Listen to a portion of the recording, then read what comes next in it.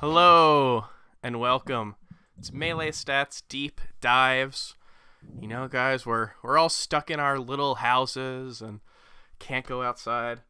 I don't know about you, but I'm feeling like I'm going mad during the month of March. Wow. Imagine that. Imagine a bit of madness in March. in March. What does that remind everybody of? Is there anything that we know that reminds anyone of the words March and madness? Well, let me ask my guest, because we got a good one today, folks. We have you know him from commentating, you know him from being a former top 100 player, you know him from apparently being one of the better players at Anime Music Quiz. I've got Toph on the episode. Hey, what's up? How you doing, Toph? Dude, good to finally be on. I'm doing well. I gotta say, I feel like I've been making the most out of, the kind of lockdown situation. We're on shelter in place in California. Went on a hike yesterday. Kind of got to be outside for the first time in a while. Sounds like a good. dream. Yeah. But yeah, that does sound good. Like we're all just trying to deal with this at the same time. And I really do appreciate you being on the show. You're a first-time guest, of course, so I decided to try to, like, if you were to capture a live animal and put it in a little, like, like a, not a terrarium, but one of those types of things. Yeah. And I've been doing a lot of that, too, in Animal Crossing, by the way. Yeah, you got to put, like, stuff to remind them of their own environment. So if you were to capture a frog, you put, like, grass and something. So to remind you of your own environment, I brought a green fox on to kind of familiarize yourself. I've got Ambisinister on. What's going on, What's Andy? up? Hello. I'm good. I'm doing my best to also not go crazy on the other side of the world from Toph. But we're also shelter in place here in Maryland, and I'm desperately trying to not go crazy. Other than that, doing pretty good. It is rough. It is a never-ending nightmare that we don't know the end of. But other than that, I really don't think that it's all that bad. So we're talking about March Madness. We have the very popular Melee Madness bracket that we made last year. We did the top 64. We actually did top 70 because there are 4 play-ins. We did the top 64 best Melee moments of all time. And I think we have one. Maybe it's not going to be as popular, but I really think it's more interesting to me myself. We've got Melee Madness this year, which is best upsets of all times. Yes, Toph, I saw that. Toph, what are your thoughts on this? I saw that you had some thoughts on Twitter. Yeah, no, I saw. Should I pull the bracket up or my overall impressions was like, for the most part, most of the big tournament upsets that I've remembered, I was like, okay, they better have this on there, and I looked and it was on there. I feel like an insult's gonna come later. I think you're giving me No. like a compliment sandwich. I mean, my reply was, if I remember correctly, it was "This is Silent Wolf Erasure." Just because, I apologize for that. That's probably almost entirely my fault. It totally starts to turn into like what you value at this point. I will go ahead and plug, or I'll close that loop by saying I do think it's interesting that I think Silent Wolf was the only fox to have a winning record over Mewtwo Marth, right? And I think, but then, well, no, I was just gonna say, from then it's like, how much do you value like matchups and like that sort of like there's so much subjectivity here. We can go on about it forever, which I'm looking forward to doing exactly that with you guys. There is an interesting aspect to kind of what we expect to see from certain people, and then how they are viewed in a vacuum. And I think Silent Wolf kind of falls into this weird category of very impressive for his wins versus Mewtwo, but also he beat him enough where it never really shocked people to the level that maybe some of these others did. This is like that was the big thing for me with Silent Wolf Mewtwo is like, which of like the many Silent Wolf beating Mewtwo sets do you pick for this particular bracket? Because they're all like, oh yeah, Silent Wolf beat Mewtwo like that's just a very normal result. Yeah, maybe you're right. Yeah, I'm not sure. Yeah, it's like, what really even is an upset? Yeah. And it's different than, you can look at Amsa Mewtwo, because that's a pretty high seed on here. Amsa then went on to beat Mewtwo several more times, but I feel like the initial win, like the initial first win, meant so much. And I don't know if I could pick out like an individual Silent Wolf set where it's like this was a huge upset. It's probably just like he's very good, and that comes with being very good, is that you don't really get those moments sometimes. That's a really good point. And I think a lot of it too was the first time, if I remember correctly, the first time he beat him was an off-stream set. It was at Do You Fox With It. Was that the first one? I don't even think it was recorded. So I think that that kind of thing influences it too, where if one of your biggest upsets happens to be off stream, fortunately Albert and HBox was recent enough that it's really solid in our memories. Mm-hmm. But I'm sure there's a lot of sets like that where there's just the notoriety factor isn't there because it didn't happen on stream or it wasn't recorded. Yeah, well, yeah, that's weird that you say that, because I was about to say Albert versus HBox are one of our number 1 seeds. One of the only sets on here that has not been recorded. Or there's that 30-second periscope of it, but so that's a pretty interesting thing. Eric, did you have any thoughts on anything that you thought we left off? Because I know that you were involved in this, but we are wont to do, Edwin and I take the reins and we don't look back. I just don't understand why you guys put Zane on here so often. That's my only real thing. I don't really have any issue with the ones that got picked, but it's just weird to me that so many of the Zane sets ended up making it on here. There's what, 2 Zane sets? Look how many Plup sets there are, dude. They're deliberately excluded from this list. Wait, we didn't include Plup. Plup is at that level. Yes. But is Zane not at that level? Zane's at that level now.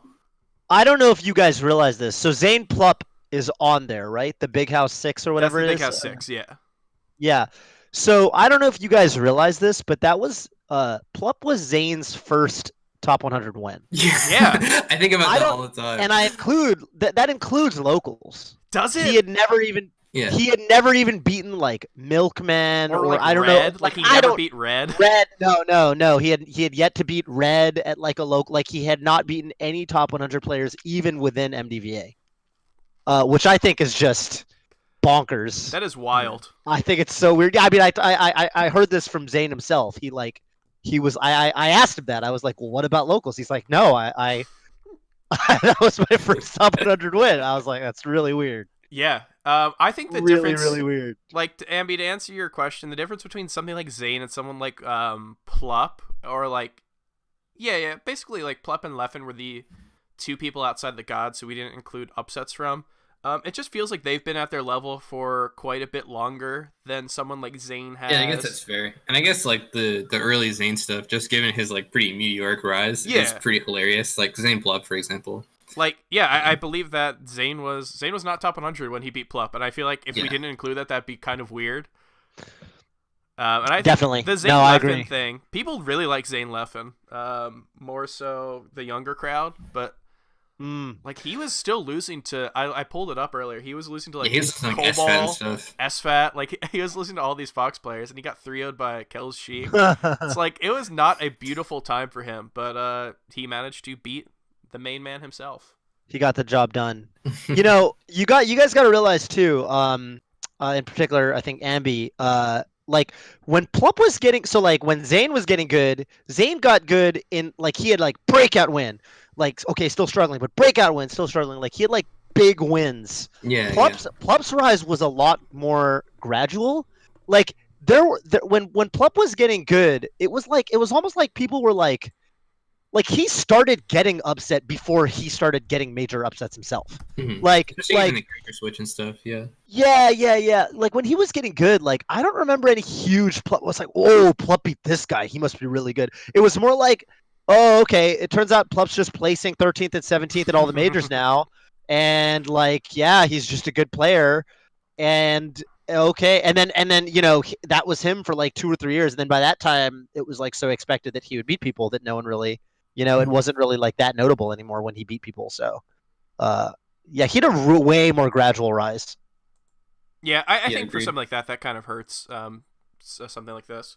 And I got another question to ask you guys. So we have been seeing some people who, and just the nature of our audience, they gravitate towards newer results first.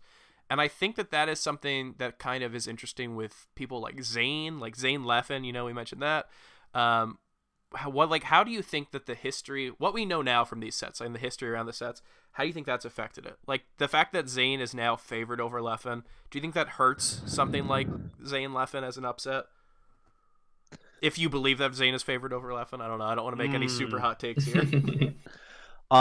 Maybe in the sense that like you just like look at the bracket, like people are voting on these, right? So people Yeah. are gonna look at it and they're gonna gloss over it, right? Because maybe there's a bunch of stuff to vote on, or they're just browsing Twitter and they see Zayn versus Leffen and they're like, that's not an upset, and they click on the other one, right? Without even really thinking about it.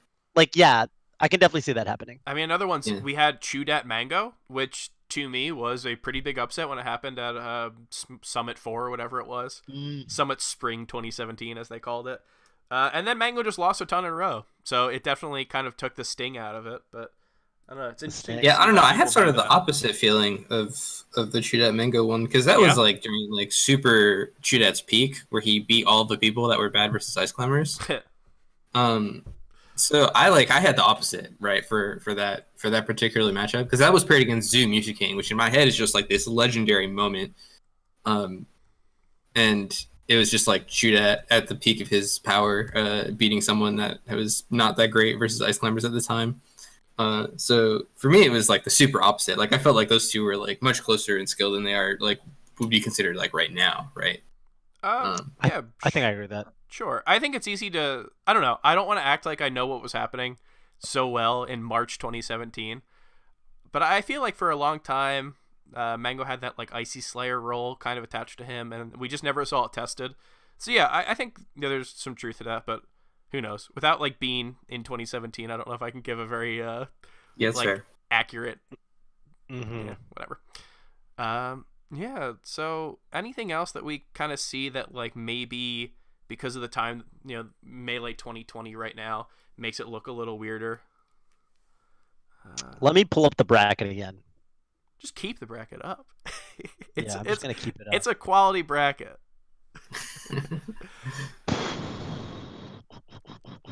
There's definitely some ones that I think, old school sets or even sets that maybe weren't from a long time ago that kind of get lost to memory and don't even have that old school like clout to them. Like soft over hacks is a really interesting one. I don't know if people talk about that. I don't know if people talk about Edwin really likes abate over hacks. Not something I personally care about, but like there's some weird things where I think it's like just old enough where people don't know it and not old enough to get canonized. Well, Yeah, I Bait think a over lot of, Hacks like- was a big deal at the time for sure. But I think that Yeah, I was think a like, lot of the 16 seeds are really easily swappable with other sets. Like I know a lot of people complain that we didn't have Hybrid or Zane. Yeah. And I definitely think it's just like the same tier as like a lot of other sets that could have possibly made it into this bracket. Like there's like a lot of upsets that happen in this game, right? Like, yeah, what 2/3 of the time someone gets upset or something, globally speaking. So it's pretty easy to pick someone to replace any of like the lower seeds. So I didn't really pay too much mind to it for what made it and what ended up not. I will say, I thought that like the quality of upset started to get really low, like even in the top 64. Like I think these are all great wins for the people who had them, but I imagine like comparing this to comparing with Melee's like almost 20 year history, comparing this with like Smash 4's 5-year history, I'm sure that their upsets would be so much more wild. oh yeah. I mean, Melee is just a more stable game, but that's also why upsets are more special in Melee, right? Yeah, for sure. I mean, like that is why something like this can be made, because I think that Yeah, I think it's more interesting as a result of that. like these are Definitely. special because they don't happen a lot. Yeah. It's cool that they're like still happening too. Like something like as recent as like Nico over Wizrobe, for example, Yeah. is like that's like able to make it into like this sort of list of celebrated upsets, even though it happened like very very recently. It's kind of cool. For sure. I mean, like these a lot. I think the majority of them are from the past 5 years or so, which is part of it. That's our audience, but part of it is also that even as we continue to optimize and we see people have more stable results for the most part, like we still see stuff like this pop up. It's really important to kind of highlight like the grind culture that I think Melee has, because there's upsets here that are one-offs, and like I don't think are necessarily indicative of their career, the person who upset them. But a lot of the people who we see here making the upsets end up being pretty good. Yeah, definitely. And that's like kind of something that I think sets apart like the lower seeds in the bracket, right, from the higher seeds, is that the lower seeds, like especially like the 16s, like they feel like they were kind of quirky, or they were like, they're like funny to talk about, but like, they don't really feel like part of a larger trend. They feel like little, outliers, right? Yeah. Funny footnotes in the history rather Funny than footnotes. like Exactly. yeah. Yeah. So I think I actually like that about the seeding. I like that that's how they're treated, because I think that's I think that's kind of it's more fun to think about melee or melee sets or melee tournaments like such that they're not in a vacuum. Agreed. Yeah. Yeah. Yeah. Yeah, I mean, when you're going on for 20 years, like what we're doing when we play Melee, when we watch Melee and consume Melee content, is like part of the larger story of Melee. Yeah, definitely. God, somewhere Edwin Budding's shedding a single tear. The Muck Duck over Westballs one's really funny. I know Europe, some European people who saw that really liked that it was included here. It led me back to the original Twitter thread, which included Leffen made a tweet complaining about something. Westballs called him a bitch, and then Leffen was like, "You lost to Chuda and a Muck Duck, like you didn't even get to play me." And then Westballs was like, "Well, you're just mad because they beat me and you can't." And so who is Muck Duck? I actually don't know this one. This is an interesting story. This is a great one. I definitely voted for this one over Albert H-Bucks. Just full disclosure. Before I tell the story of that, I just want to add that what seems like it's like a little bit of a catfight between Leffen and Westballs. Just paint a picture of 2015 Twitter is that Leffen had like 400 likes on all of his tweets, and then Westball calling him a bitch had like 1.2K. Yeah. What a wild world. We wouldn't see that these days, where Leffen's like so backwards. It's definitely not what we're seeing in 2020. But yeah, let's talk about Muck Duck versus Westball. So it's Eclipse. I believe that oh my god, do I not know my countries? I really don't remember which European country Eclipse was in, unfortunately. But it was that big tournament that had like Plup, Axe, if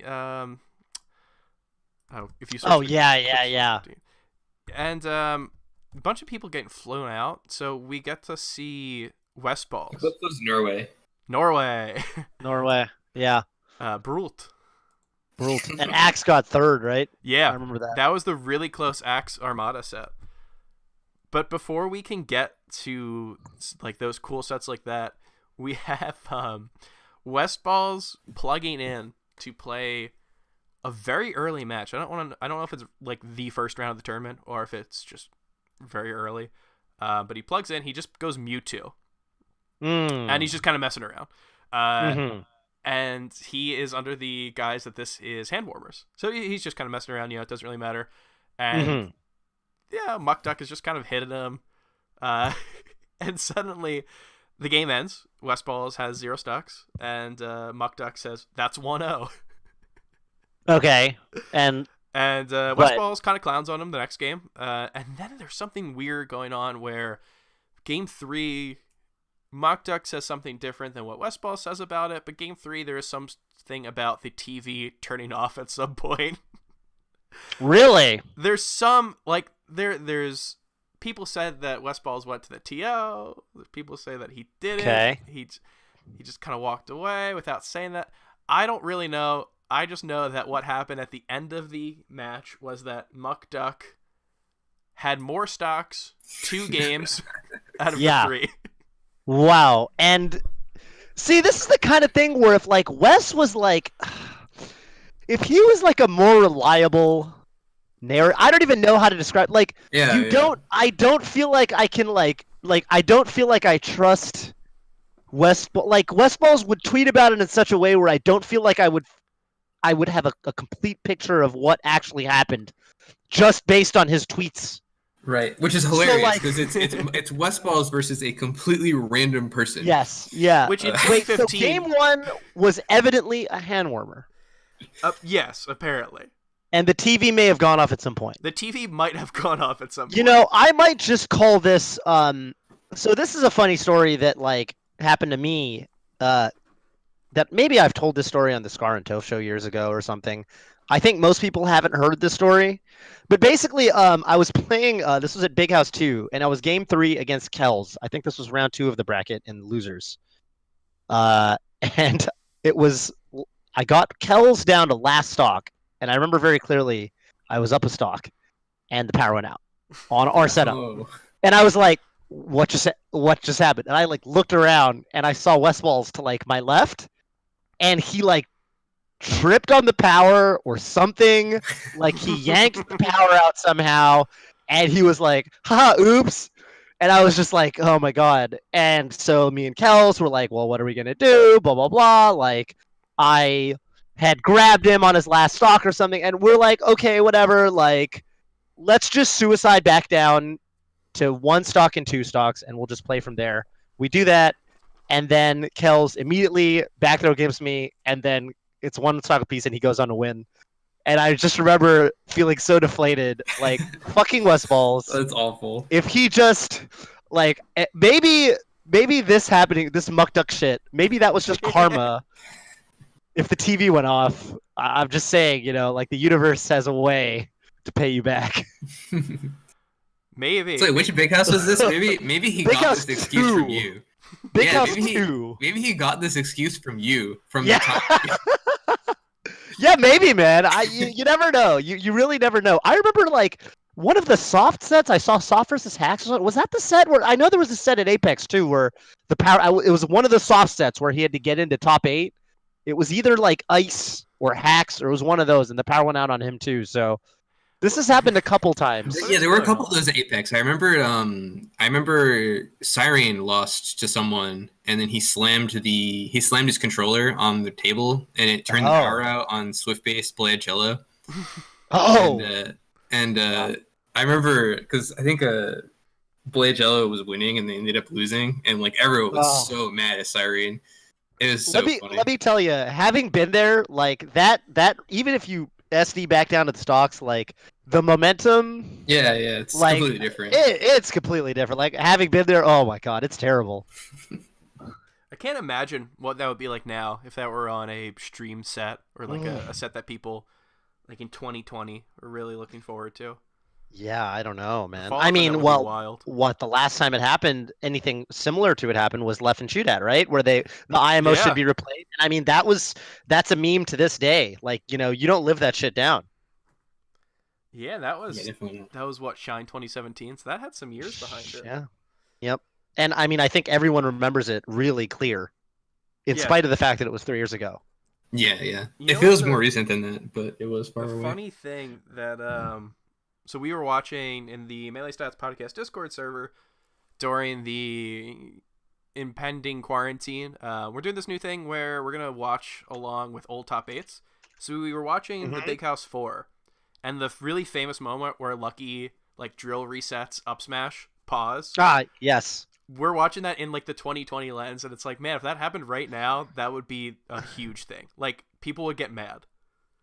I remember people getting mad in Connecticut about that back in the day. They were like, dude, he could have gotten an invisible ceiling or whatever. I remember like, some people getting mad. Understand invisible ceiling. They were like, invisible that ceiling should be or a like stock. slide off or something. Yeah, like if that happened in 2022, people would be up in arms. Maybe it's just because it happened to Westballs. It all comes back to I'll just stay with it. Isn't there some stipulation that like, you know, if it kills, like if you unpause and the game ends like from that point with no, you know, inputs required, like, you know, you can call it and it's fine. I feel like that should be the case. I don't know if there's any. Like, I've heard that. I've heard that's a thing. Fact, I'm not a TO, so don't take my advice as gospel. Right. I've seen some dicey calls, man. My favorite. This was off stream. This happened off stream. Another funny story. It was Kalamazoo versus KJH. Nice. So a Michigan duel off stream in losers at CEO. I want to say 2016 or 20. Must have been. Shit, it feels more recent than that. It might have been 2017, 2016 or 2017. One of the later CEOs. But this was one of the CEOs where like I want to say it was 2016 because Laudanus did well in this tournament and that was like his year or whatever. So, anyway, it's game 3, Fountain of Dreams. It's last stock, and KJH like shine spikes Kalamazoo, like edge guards him successfully, and then like Kalamazoo goes to up B, but then KJH edge hogs him, and you know like how Peach like floats down very slowly in her umbrella, right? Right.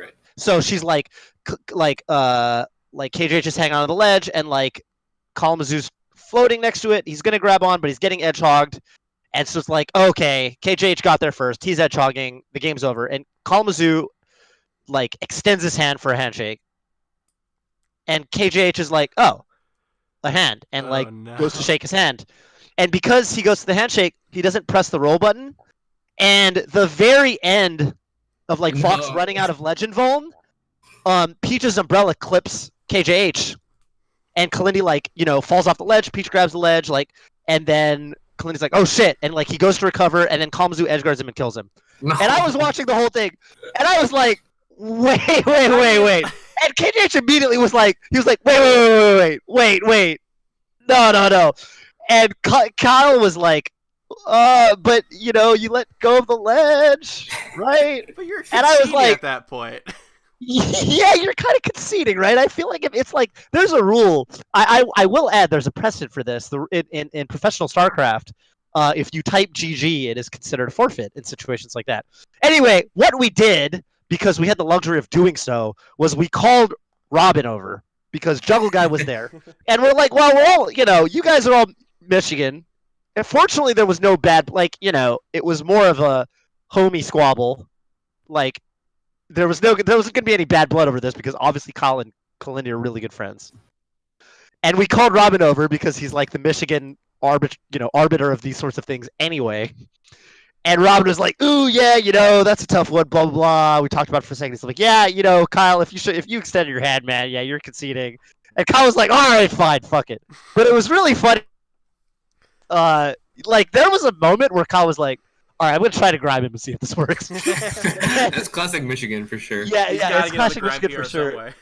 Yeah, that's also the kind of thing where if it happened on stream, like today, oh my god, it would be such a big deal. It would be a pandemonium. Such a big deal. It would be absolutely canceled. Absolutely canceled. Oh god, yeah. But it's just funny. We just have to settle for Lucky Dark Atma. Oh my god! That's not the first time. That wasn't the first time that's happened to Lucky. Lucky's done that exact thing before. There was that crew battle. It's on YouTube too. There was a crew battle. The SoCal Boss Rush, right? SoCal Boss Rush. He KO'd Plump and then side beat off stage and killed himself. He up-aired up the ledge, didn't he? Yeah. And it was dude, and there's other people in the crew battle. It's not just you. Everyone else is like, what the fuck? That was one of our stocks. Hello, it's just there's something about Lucky, man. I don't know what it is. I will say, Lucky, I don't think he shows up here as someone who gets upset, oddly enough, even though there's the Mr. F over Luckies of the world. He only shows up as someone who is doing an upset, I believe. I think, honestly, with him and with Wes, I think there's players where it's just, okay, why is Swedish Armada such a big deal? It's a big deal because Armada doesn't get upset. Yeah. Swedish Mango or Swedish another god, even I don't know, Swedish PP or Swedish Plop or Leffen or something, I don't think would be nearly as high, right? Albert H-Box same way, Albert Mango would be whatever, that's it's cool. It's like Mango. Magi Mango, exactly. Yeah. But think about all the times Mango drop sets and pools, Flipsy Mango. You kind of cut off there. But yeah, I completely agree with what you're saying. It really is up to who's getting upset as well as who is doing the upset. I think. It's both ways. So if you value being the sort of player that people are whoa, this guy always makes lots of upsets. I always say that I would rather be a guy that has big wins and big losses, because like Reddit and everybody, they remember the big wins. And like, Yeah. you know, they'll make fun of you for the bad losses, but like if you've got thick enough skin, I think people tend to overrate players like that compared to like just solid performers all around that don't get big wins. Yeah. Funnily enough, I don't think the MPGR people do that. I know that I super agree that like Reddit and like social media does that. Sorry, in But- general, yes, agreed. It's funny to think about this though, because I think Bobby Big Balls is a really fun example of this. Because I think that he was super low compared to where a lot of people were expecting him this year. And he's like the platonic ideal of like this player that you're describing, right? Yes. Where, like a lot of people was like, Bobby's so good, Bobby's so sick. Bobby was So actually that's funny to think about. he's a really interesting person to pick because I don't think I mean he's a good person at branding himself, and I think that leads to it just as well. But I don't really think he has those like huge, like super big wins. But, like he is a weird person because all of his records versus people who he plays multiple times are really good, and if he just plays someone like once, he could lose to them. Yeah, it's so true. Like Super duper true. he does so well versus the MDVA PR, but if I were to see someone like Juicebox level play him in like winners round 2 of SmashCon or something, Oh yeah, it'd be terrifying. I'm super scared if I'm a Bobby To fan. this day, I think that one of Bobby's best performances ever was the National Arcadian, because that just felt like a super Bobby Destroyer tournament. Yeah, Yeah, exactly. I was so surprised. Like, Yeah. it feels like he like, and that's what happened to everybody. Everybody who people were like, yo, I think this person like has a real good shot at winning this tournament. Those guys all got blown up. Bimbo, Bimbo I got still destroyed, think yeah. Bimbo was probably correct to put as the 1 seed. He was the 1 seed, right? Yeah, he was, I think. Yeah, If I I remember think that right. was probably correct. I mean, he's really good. He's really consistent, but he got like 25th, and that was just how that tournament was for everybody. So the fact that like Bobby, who epitomizes like, oh boy, I could lose to anybody, at a tournament where anybody can beat anybody, Yeah, it's like, yeah. oh wow, you really won.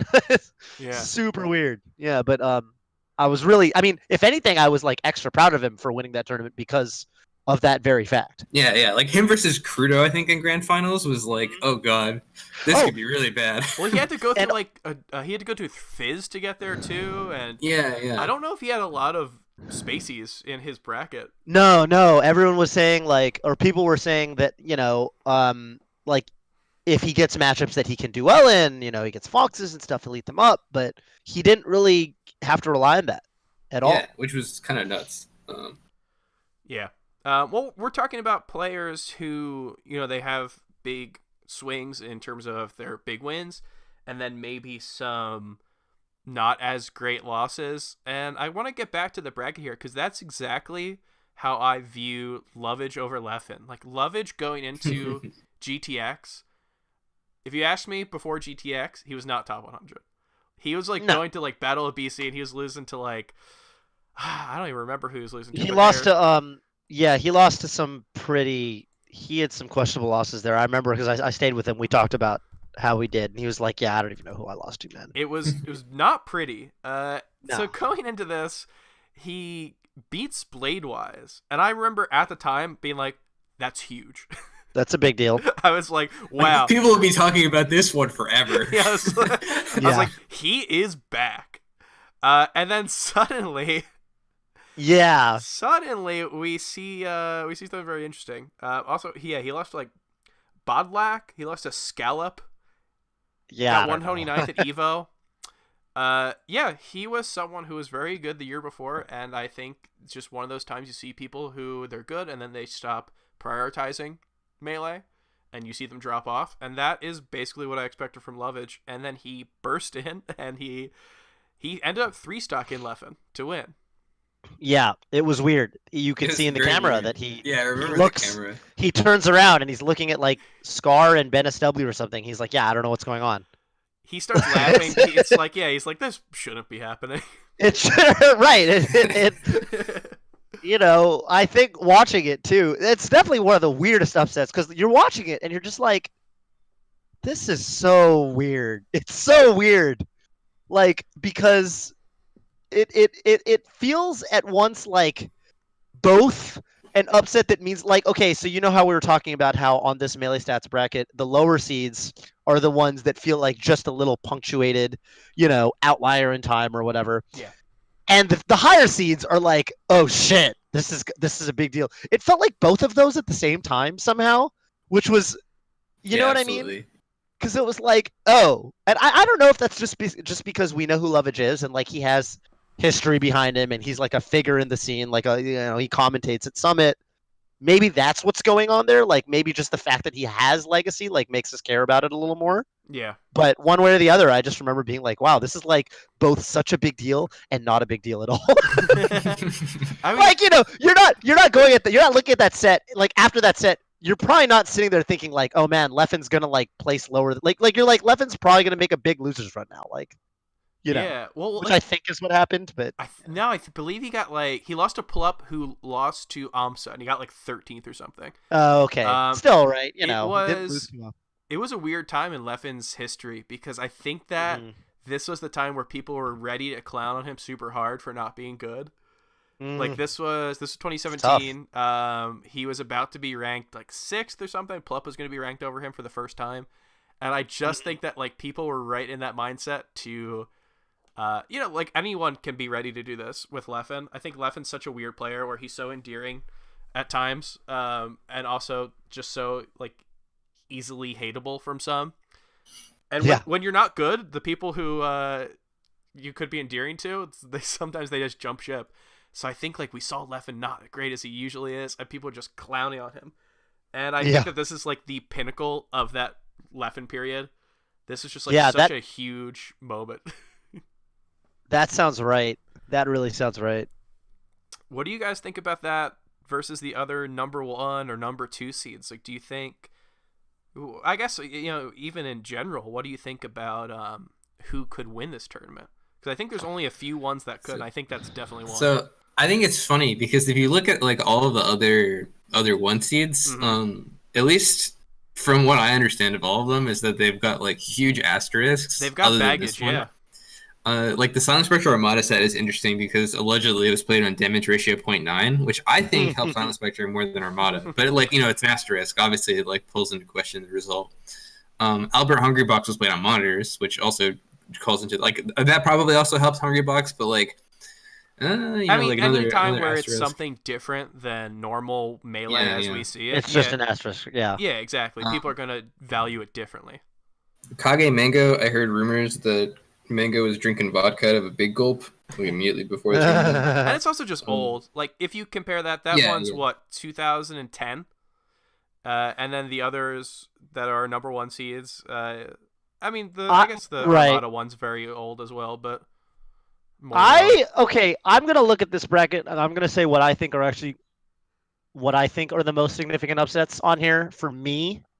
I'll say both for the community and for me. I think Kage Mango. If it was me, I think Kage Mango should win. I don't know if Mango was drinking or whatever, but you got to realize that's what Mango did back then. And Mango just won. Yeah. Like I was in that like year and a half. I mean, that was the thing. It really got to this point where it was like, damn, this Mango dude just doesn't lose, and it felt like he couldn't lose. It almost felt like there was like an otherworldly force that would just prevent him from losing. I mean, like the conditions would be terrible and he would win. I mean, that was the whole thing with Genesis. Is like I won Genesis hungover, lol.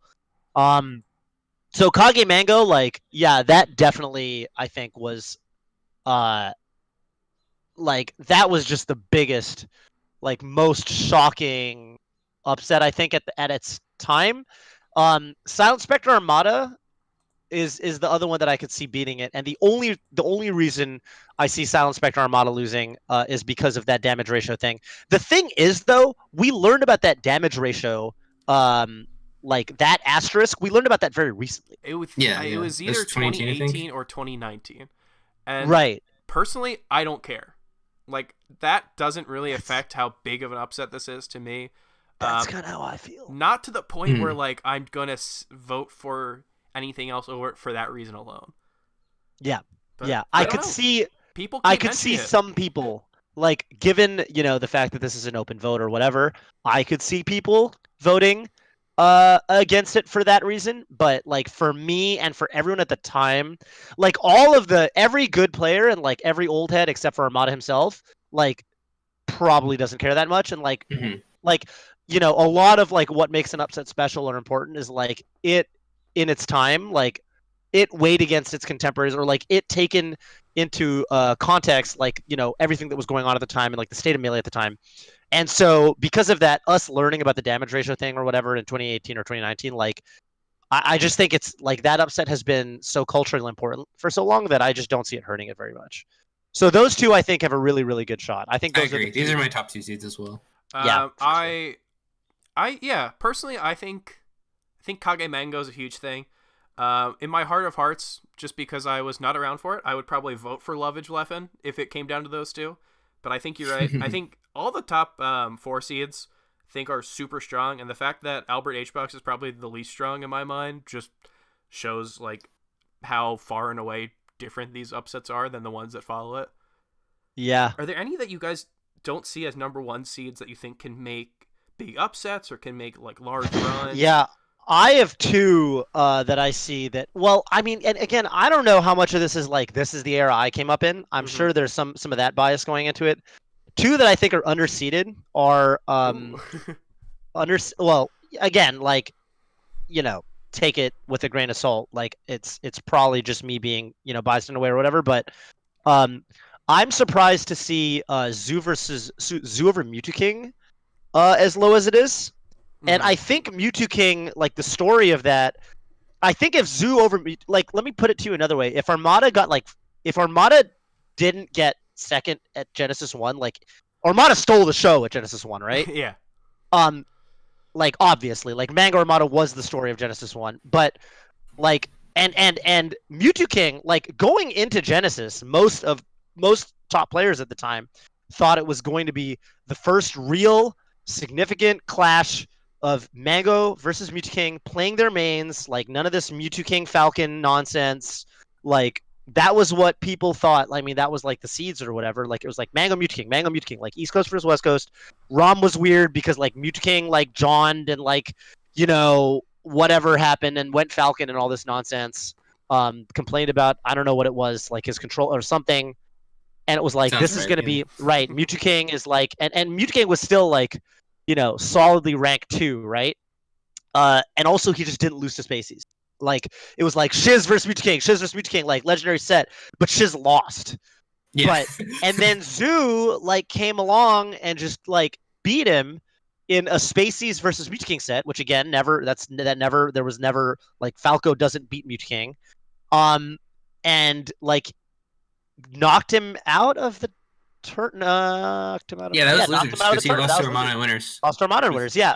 And so it was like, and it was deep. It was like in top 8, right? So it was that was and I mean, like, I having been there, like the venue exploded. Like, Zoo crowd surfed. Like Taj was like near the stage, and Taj like picked him up, and like there was a big crowd, and like Zoo like he picked him up and put him on the crowd, and like we crowd surfed Zoo. Like it was a really big deal. Yeah. And like people were talking about this for a long time. So I'm surprised personally to see it at 7th. If nothing else, like the in-person reaction, I think would justify, like seating it higher or whatever. Yeah, it's funny because I think that the way that you put this at higher than 7. I think it's comparable to the way that like a lot of people view the S2J M2K set that happened at Shine, where everyone raised their chairs. Yeah. I think that set was quite a bit worse than this one, actually. Agreed. But I think that like there's this attachment in people's minds of the set because of that like really hilarious in venue moment that happened, right? Yeah. Stuff like that yeah. matters. Stuff like that does matter. Yeah. I mean, I personally think that this is going to beat Swedish Armada, unless people super overvalue this fake streak that I don't believe in. You really think that's going to beat Zoo Mewtwo King? I think it should. I think it should. That's all I'll say about it. It's like I think it could. I think so. We did put it at 7th, and I think that it's important to understand that there's no real once you get past the top 2 seeds or whatever. It just becomes what you value, and if you value how important it is, or if you value what the current mindset towards it is. Because, if you just ask Melee Stats to rank the top 64 best upsets of all time, it would not look like this 1-to-1. Yeah. Because, this is something that people are voting on, so they have to know it as well. And I don't know. I don't know if Zoom Mewtwo King has stood the test of time for results like that from that era. I don't know. So here's my take. Here's why I think it has, right? The Swedish breaking Armada streak, it's not real. Armada streak was broken twice, right? Armada didn't beat anyone that wasn't a god until Leffen came along. And then Armada didn't beat anyone who wasn't a god or Leffen until Plup came along. And then Armada didn't lose to any god who wasn't, or Leffen or Plup. Yeah. And then Swedish came along and people were like, okay, well, Swedish probably won't become a top 7 player. So I think the streak is officially over for like the 5th time.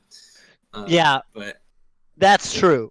That's it's totally a best of 3 set. It was at Evo, it wasn't in top 8. Like there's nothing behind it other than this fake streak. I'm not a fan. I understand where you're coming from. I do understand where you're coming from. I get that too. And I before he even lost to Swedish, I was very mad about the streak. I remember being a young man on Smash Reddit and complaining about how he already lost the streak. He lost it to Leffen. No one cared because he was quote unquote retired and it was in Europe. Like, he already lost the streak even when Leffen wasn't a top 5 to 6 player. But yeah, I think you're totally right. Like, that streak doesn't really mean as much considering he was losing to people who weren't gods. We just kind of kept pushing the goalposts for that. But I don't know. I think it's so important to a lot of people that I don't think that it will lose to Zoom Mewtwo King. Oddly enough, I don't know. I just think that's a tragedy because the Z Mewtwo King set. Do you think it loses to Zane Plup if it makes it? It might lose to Zane Plup. It might lose to Zane Plup. God, I didn't think about that. That's so depressing. Yeah, we'll see, man. I mean, for what it's worth, I think Javi PP is. I'm definitely voting for Javi PP. Yeah. 1,000%. I think I underrated. I recognize how Fox main, so. I underrated Javi PP in terms of how the community liked it because I just think that it's something that is so unique to the time. 2 players who don't play anymore, even though we know both of them. And I think it's really hard to grasp just how, bursting from nowhere Javi was. Oh yeah, he came out of nowhere. Like no one. That was like his first tournament in the U.S. I think it's hard for people to grasp that now, just considering like we've known him as a top 25 player for a little bit for so long. Yeah. That I thought it was gonna. I thought it had a chance to lose to Smucker Zane, to be honest, but it won pretty handily. So who knows? I could just be underrating how the community views it. Again, right? It's like how we would put it versus like how the dilettante would put it, and I think it's very different because people just have not been around for around for as long. But at the time, I mean, let me tell. The thing is, I think there's there's 2 sides of that though, right? Because like Reddit loves, or Reddit's biased towards newer stuff, whatever, blah blah blah. That's natural. But Reddit also loves PP.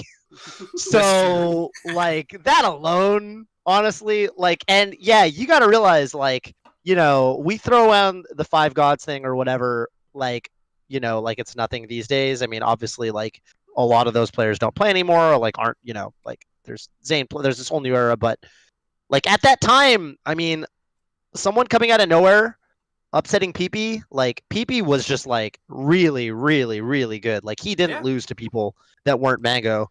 And sometimes HBox, and sometimes Mewtwo King. I think it just goes to show, what does at that time mean to people who were not around at that time. And I think that goes for so many things that are on here. And I think that there's, we only saw one upset in the bracket so far, one day in.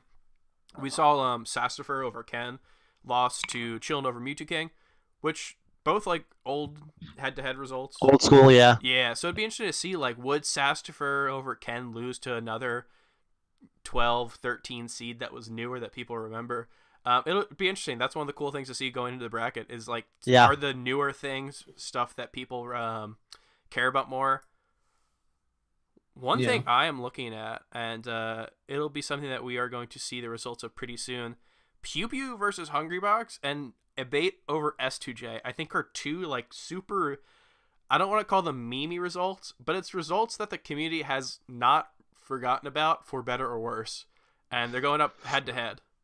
It's Pew Pew versus Hungrybox was the reason why we had to hear about how Pew Pew could take a set from Hungrybox every time he played.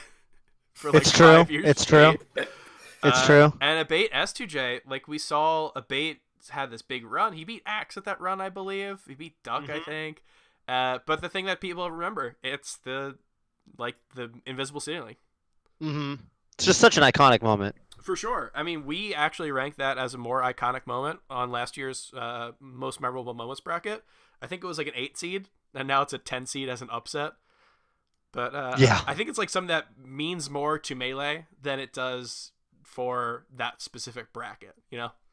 Yeah, definitely. So we'll see. Yeah, it's interesting. It's interesting that you bring up the other bracket, because I think that the other bracket, the way that it went, it kind of makes me really wonder how this bracket is going to progress, because I super did not predict anything at all in that bracket. Like, people voted for the weirdest things. Like, I remember like the meditation 4-stock thing. People, like that made it like all the way to finals. People really liked that. And like Armada didn't even win that set, did he? Like, it was really weird that like people were so into that specific thing. But like, I don't know, the people on the internet care about the weirdest moments, so it'll be really interesting to see how people vote. Cause I think, yeah, I mean, if you ever want to like, you know, kind of break this down, or like, you know, you want to try to figure out why people care about the things they care about, just like, you just got to realize like it's all marketing. And I mean that I don't mean that in like the intentional sense. I just mean like tips that like, you know, like determine why like stuff blows up or goes viral, or like memes happen. It's like the same. I think it's the same forces fundamentally, right? Like the things that make us care about shit, like the memes that propagate and the ways they propagate, I suppose. Yeah, for sure. I think that it's really interesting to look at how that deals with this bracket. You know, last year's bracket is the best Melee moment. And what is the best Melee moment? Is that the most impressive Melee moment? Is it the most memorable? So I think like what means more to the community, that factors into that a lot larger than it does right now. Because this is like best upset.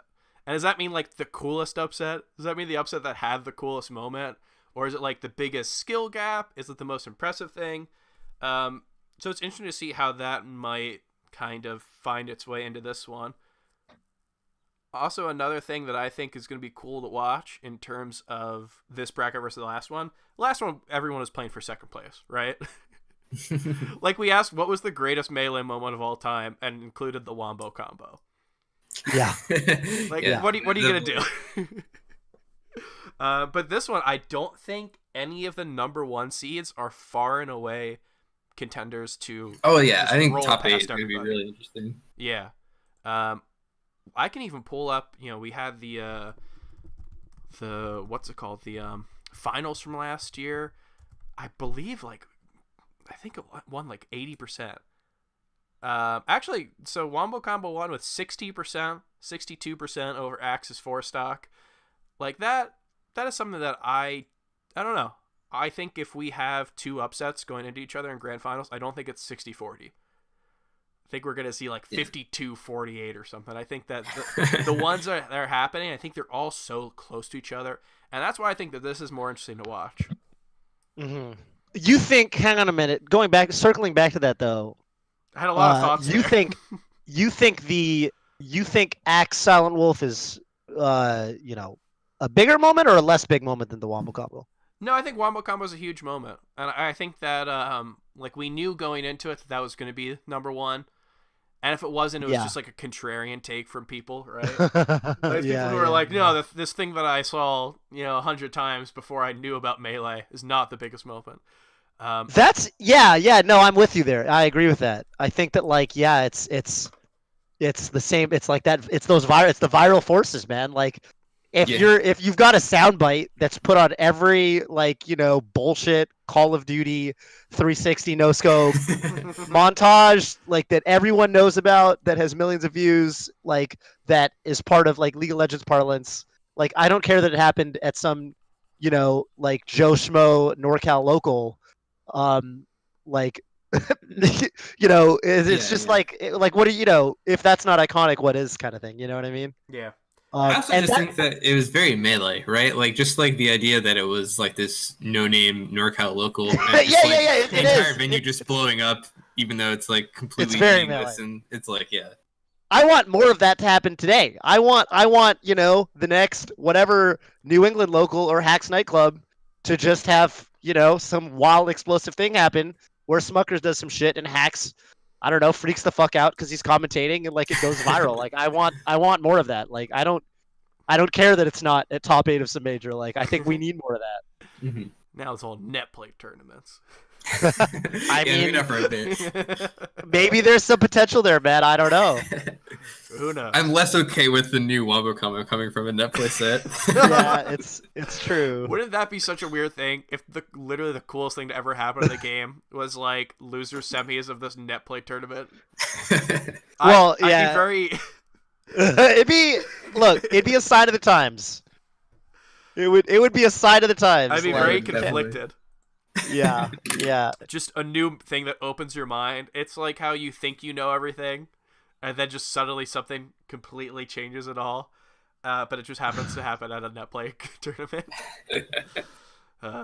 We should have included one net play result in here. That would have been hilarious. We already have a net play result, dude. It's a first seed. We have a number 1 seed. Well, I guess we should get down to it. We're running on an hour right now. What do you guys select as your pick? I said that my pick. I'm picking Lovage Leffen. Is it the greatest? I don't know, but it's close enough where I'm able to throw in my own little feelings towards it, and just something about it so weird, so funny, and just has this special connection to just like you mentioned earlier, like it has this different aspect to it that the others don't, and I'm picking that for mine. What about you guys? Toph, what do you think is your number 1 pick? What's your pick?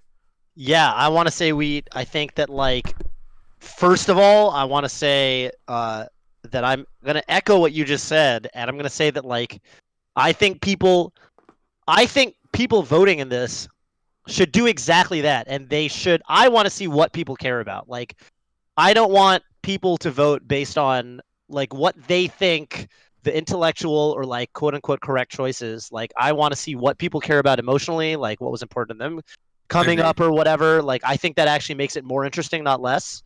That being said, and well, yeah, for that reason, though, as well as the quote unquote correctness part, I think those actually both coincide for me, and I do think Kage Mango probably would be my pick, and if not, it would be Silent Spectre Armada. The beautiful thing is that there's no wrong picks, right? I mean, Right. if you're picking from like I guess you could pick like Ringler over La Luna, and you could say, well, that's the greatest upset of all time, and I'd probably say that's wrong. Probably say that's wrong. But like there are so many good ones here that I think like no one should be ashamed if they're like, yeah, Javi over PP is the best upset of all time. Mm-hmm. Yeah, you're Totally. totally agree. People should not think about like what is the correct thing to do, what is the smart thing. Like, oh, actually, this person was greater discrepancy in their ranks. No, it's all about how you feel. Like, what did you like most? And Eric, what are your thoughts on this? So I guess I'm sort of torn between two, right? So I have like a heart pick and a soul pick, right? And like deep down in my heart, I definitely think that Kage Manga is definitely the most psycho upset of all time. Mm-hmm. I definitely think that it deserves to win this bracket, and I will probably be voting for it every single time I get the opportunity to. But just like my gut-wrenching soul reaction is absolutely Prince of Boo over Pluck. I just think that it's so fucked up. It's the most insane set, I think, in the entirety of Melee history. Oh yeah, that was a weird fucking set. I just remember game one, Pluck getting hit 0 times in 3 stocks. Game 1 was And faster than the Axe versus Silent Wolf. Yeah, stock. and you said this afterwards. You were commentating it, and you were like, I think this was the most brutal one-sided match in EVO history. Yeah. And then he lost. Yeah, they lost. Like, it's just like there's nothing about that set that makes sense. And I think that my gut reaction is I want Prince Boo to win so badly. Set. I think it should have been at least a 2 seed. No. It was the most. I'd be psycho happy. I'd be happy with that. I don't think it should have been a 2 seed. I don't think so. Fairly, but I'd be happy with it. It's such a funny set. It reminds me of was it Genesis 5 where Lucky beat Zayn Do you remember that? I do remember And this. everyone was like, how did Lucky win this? It's like Zayn, I feel like Zayn lost the set 3-1. Like he won 3 games and lost the set. That's how it felt. And I feel similarly when I watch Plup versus Prince Abu. I'm like, I think Plup just won this set, but he lost 2 games of 3. Yeah, it was wild. It was I just such a remember weird thing to watch.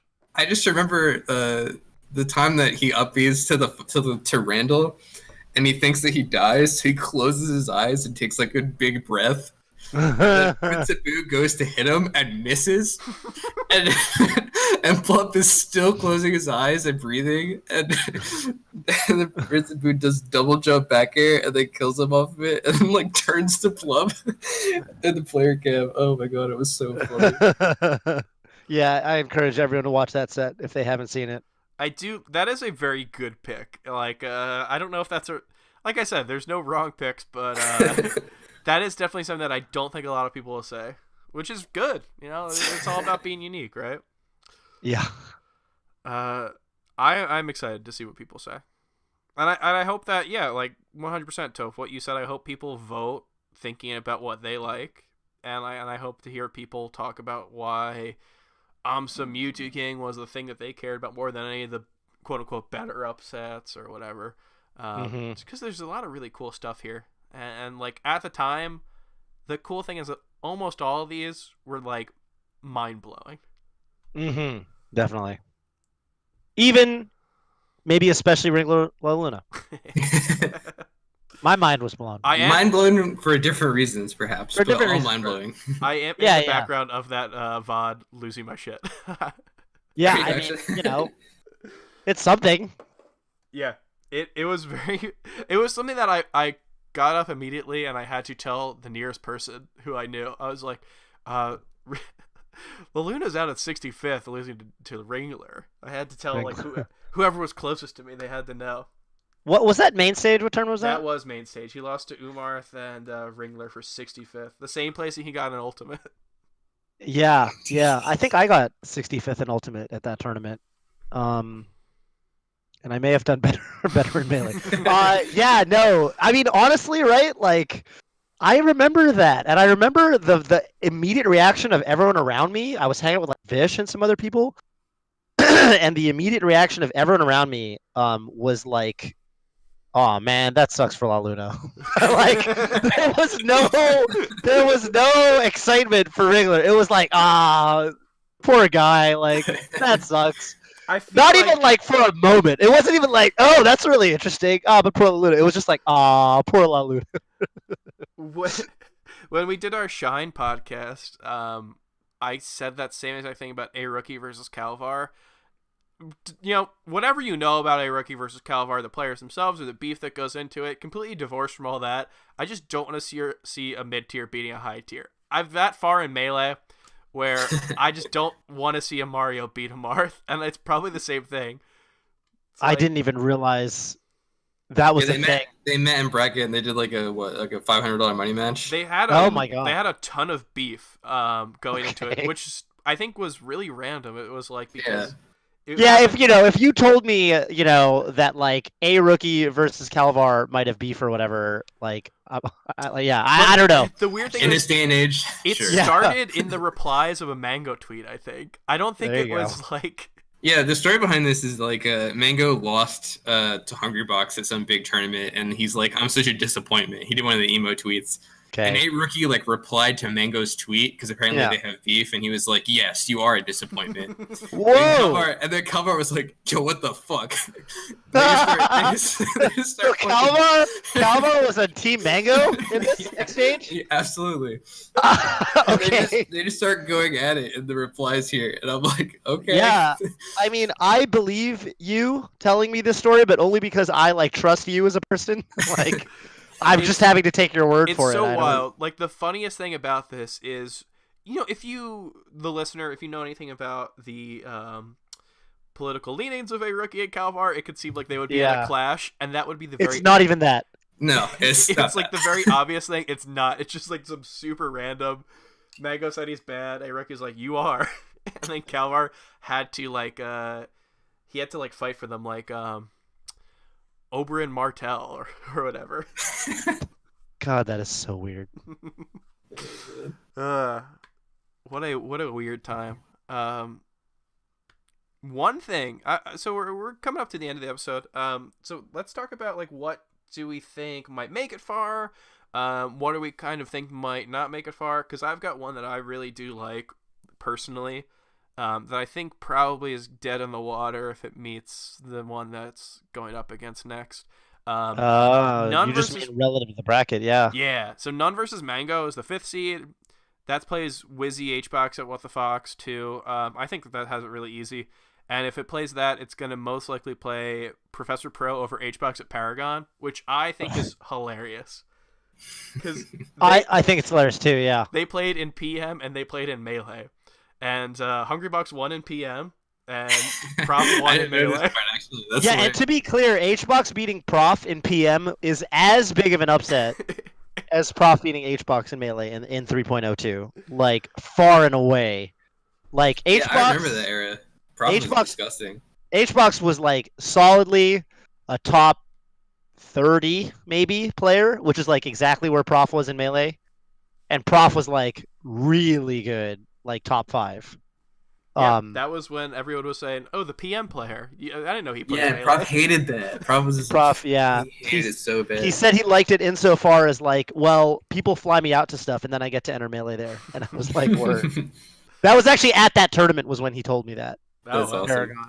Yeah. But unfortunately, I think that even with all the history there, people love None. Mango didn't lose to a Falcon for such a long time. I think that's a pretty big result. Even if personally at the time, I didn't feel it was crazy just because I think that it wasn't going to happen again. Like when I saw it, I was like, okay, like that's really good for None. But I think that that's probably going to beat Prof Hungrybox, unfortunately. What do you guys see when looking at this bracket that you think can maybe make a couple upsets, maybe make a long run, or maybe a high seed that you think won't get its due? Looking at the bracket itself, I think Dio X gets robbed. That's my read.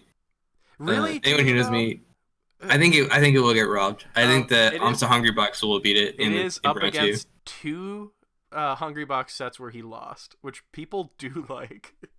Yeah, people really like it's a really difficult bracket for R2D2 over X, IMO. Yeah. But I think it's a great set, so. I think Bomb Soldier over Captain Jack, that's a 4 seed, and I don't think it's got a good... Well... Any of the old stuff, too. If there's a good old set, there's like a really real chance that it just like loses in round 1. I don't it's think like it it's like how old school Wizzy. players are. Yeah. That's true, yeah. Yeah, I don't know. Axe over HBox, as it's like most likely the person who plays next round, is a weird one. Because Axe over HBox, in terms of MLG Anaheim 2014, like how big of an upset that was, I don't know if it's maybe a 5th seed of all time, but Edwin and I really looked into just how much Axe gets beaten down by HBox, and the fact that this is like the 1 of the 1-22 record with him. Mm-hmm. So we said it's a 5th seed. I don't know if that necessarily is super threatening to Bomb Soldier. Yeah, I don't know if Bomb Soldier or Captain Jack's gonna beat Nico over Wizrobe.